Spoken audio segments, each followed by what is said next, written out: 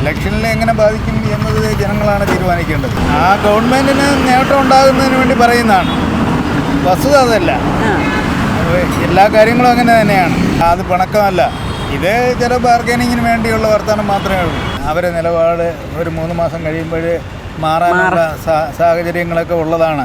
ഈ തനിനിറം എന്ന് പറയുന്ന പത്രത്തെ 9 മണിക്ക് ഇവിടെ ഇറങ്ങും. ഇറങ്ങുമ്പോൾ കാത്തു നിന്ന് ആ പത്രം വാങ്ങിക്കുന്ന ഒരു താല്പര്യമുള്ള ഒരു പത്രമായിരുന്നു.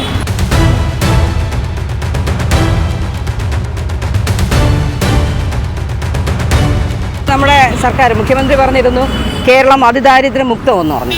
ഇപ്പോൾ അടുത്ത ഒരു വാർത്ത വന്നിരിക്കുന്നത് അങ്ങനെയല്ല, കേരളത്തിലെ ദരിദ്രരെ കണ്ടുപിടിക്കാൻ പോവാണ് 2ാം ഘട്ടമെന്ന്. അപ്പോൾ ഇങ്ങനെ പറയുന്നത് അടുത്ത ഒരു തെരഞ്ഞെടുപ്പിനെ ബാധിക്കില്ല എന്നുള്ളതാണ്. തെരഞ്ഞെടുപ്പ് ഗവൺമെൻറ് പറയുന്ന പല കാര്യങ്ങളും നമുക്ക് വിശ്വാസത്തിലെടുക്കാനൊന്നും കഴിയില്ല. അതെ, വസ്തുത എന്ന് പറയുന്നത് അതൊന്നുമല്ല.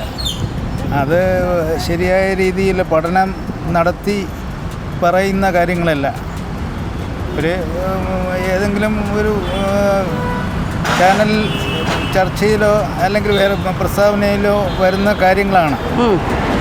അത് പിന്നെ ആ ഗവൺമെൻറ്റിന് നേട്ടം ഉണ്ടാകുന്നതിന് വേണ്ടി പറയുന്നതാണ്, വസ്തുത അതല്ല. എല്ലാ കാര്യങ്ങളും അങ്ങനെ തന്നെയാണ്. അല്ല, ഇതിപ്പോൾ അടുത്ത തെരഞ്ഞെടുപ്പിനെ ഇത് ബാധിക്കത്തില്ല? ഇങ്ങനെ മുഖ്യൻ തന്നെ ഓരോന്ന് മാറ്റി പറയുമ്പോൾ അത് ബാധിക്കും എന്ന് പറയുന്നത് മുഖ്യനറിയാമല്ലോ ഇത് ബാധിക്കുമെന്നുള്ളത്.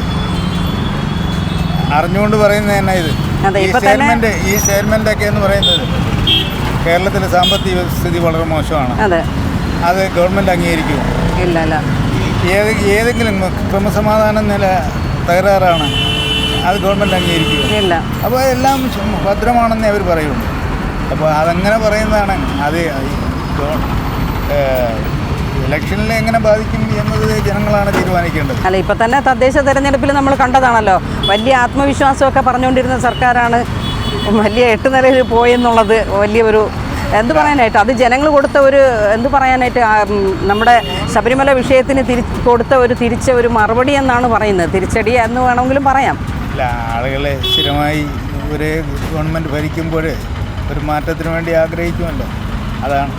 ഇപ്പോൾ CPIയും CPMും തമ്മിൽ ഒരു പടലപ്പിണക്കം ഇതിനോടനുബന്ധിച്ചുണ്ടായിട്ടുണ്ട്. അത് രാഷ്ട്രീയത്തിൽ എങ്ങനെയായിരിക്കും എന്നുള്ളതാണ്. അങ്ങനെ ഒരു പടല പിണക്കം എന്ന് പറയത്തക്കവണ്ണമുള്ള ഒരു സ്ഥിതിയിലെത്തിയിട്ടില്ല. പിണക്കമുണ്ടായിരുന്നെങ്കിൽ അവർ കുറച്ചുകൂടെ എന്ത് ചെയ്യുന്നതിന് ശക്തമായൊരു തീരുമാനം എടുക്കുമായിരുന്നു. അതെ. അത് പിണക്കമല്ല. ഇത് ചില ബാർഗൈനിങ്ങിന് വേണ്ടിയുള്ള വർത്തമാനം മാത്രമേ ഉള്ളൂ. അത്രയേ ഉള്ളൂ. അതില്ലാതെ വേറെ ഒന്നുമില്ല. പിന്നെ ഇടതുപക്ഷം വിട്ടു പോരാൻ CPIക്ക് കഴിയില്ല. അപ്പോൾ പിന്നെ പറയുന്നു എന്ന് പറയണത് ബാർഗൈൻ ചെയ്യാൻ വേണ്ടിയാണ്. അതിൽ വലിയ വില കൊടുക്കേണ്ട കാര്യമൊന്നുമില്ല. അടുത്ത വരുമെന്ന് ഉറപ്പാണോ 3ാം മുന്നണി വീണ്ടും 3ാം തവണ വരുമെന്നുള്ളത്? അത് പിന്നെ നേരത്തെ ഒരു ചോദ്യം ചോദിച്ചല്ലോ. അതെ, ശബരിമല ഇഷ്യൂയോടുകൂടി ഇലക്ഷനിൽ പിന്നെ കഴിഞ്ഞ തദ്ദേശ സ്വയംഭരണ സ്ഥാപനങ്ങളുടെ ഇലക്ഷനിൽ മാറ്റം വന്നിട്ടുണ്ടെന്ന്. ആ മാറ്റം അടുത്തും വരണമെന്നില്ല. കാര്യം അല്ലാതെ മുഖ്യൻ സമ്മതിച്ചു കഴിഞ്ഞു അങ്ങനെ ഒരു ചെറിയ വീഴ്ച പറ്റി എന്നുള്ളത്. കഴിഞ്ഞ തിരഞ്ഞെടുപ്പിലൊക്കെ ഇതിനു മുമ്പൊക്കെ എന്ത് ചെയ്യുന്നറിയാം, പഞ്ചായത്ത് തിരഞ്ഞെടുപ്പുകളിൽ ഉണ്ടായ ഇതും പിന്നെ അസംബ്ലിയുടെ തിരഞ്ഞെടുപ്പുമായിട്ട് വളരെ വ്യത്യാസം ഉണ്ടായിട്ടുണ്ട്. ഇത് തിരഞ്ഞെടുപ്പിന് പ്രചരണമാണ്, വർക്കും ഒക്കെ ഒരുപാട് ഘടകമാണ്. അത് പ്രാദേശികമായ ഒരു കാര്യങ്ങളാണ്. കേരളത്തിലെന്ന് വെച്ചാൽ ഒരുപാട് ജാതികളും മതങ്ങളും ഒക്കെ ഉള്ളതാണ്. അവരെ നിലപാട് ഒരു 3 മാസം കഴിയുമ്പോൾ മാറാനുള്ള സാഹചര്യങ്ങളൊക്കെ ഉള്ളതാണ്. ഒരു ചെറിയ ഇഷ്യൂ മതി. അതുകൊണ്ട് ഇപ്പോഴേ എങ്ങനെ മാറ്റം എങ്ങനെ വരുമെന്നൊന്നും പറയാൻ ഒക്കില്ല. അതിപ്പോൾ ആ സമയത്ത് രീതിയിൽ നമുക്ക് കണ്ടാൽ മതി. കാര്യം ഇവിടെയുള്ള ഒരുവിധപ്പെട്ട ആളുകൾ, മത നേതാക്കന്മാരെ നേതാക്കന്മാർ ഒക്കെ അവസരവാദ നിലപാട് സ്വീകരിക്കാൻ മിടുക്കന്മാരാണ്. അവസരവാദികൾ അപ്പോൾ അവരെ മിടുക്ക് ആ സമയത്ത് പ്രകടിപ്പിക്കും. അവർക്കെന്ത് നേട്ടം ഉണ്ടാകുന്നു എപ്പോഴും നോക്കാറുള്ളൂ.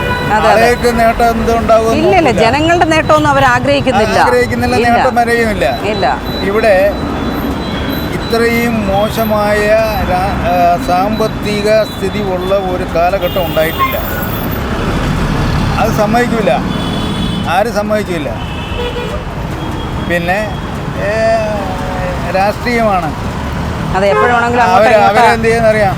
പിന്നെ ഈ നമ്മുടെ മീഡിയാസും പിന്നെ പല കാര്യങ്ങളിലും എന്ത് ചെയ്യുന്നറിയാം, പിന്നെ പക്ഷപാതം പിടിക്കുന്നവരാണ്.